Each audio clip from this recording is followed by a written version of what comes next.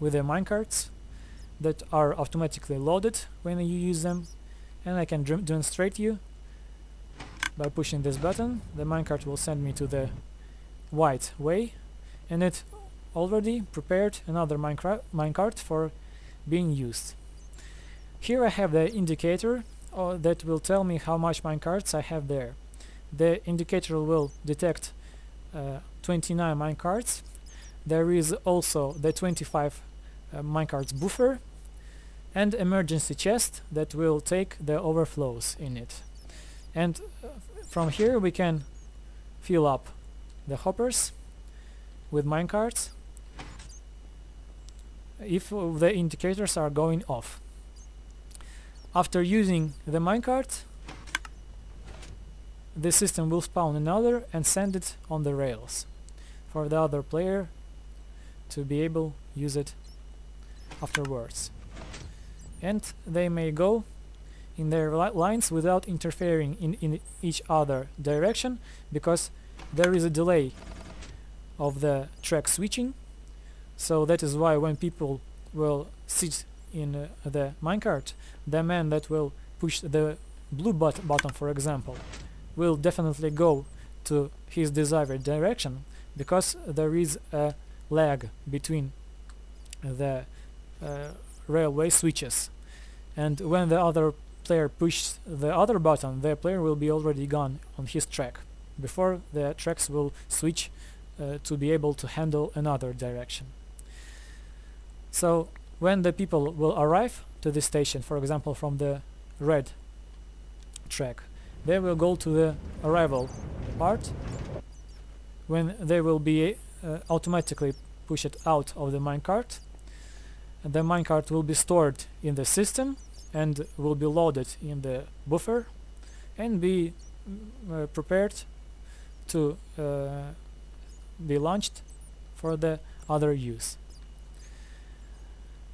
From the outside it looks very compact, and down below there are just 5 blocks.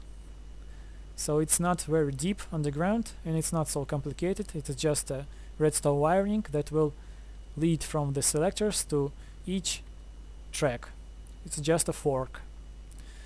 And these are the selectors. I made a video about it. Here they are. You may saw it already.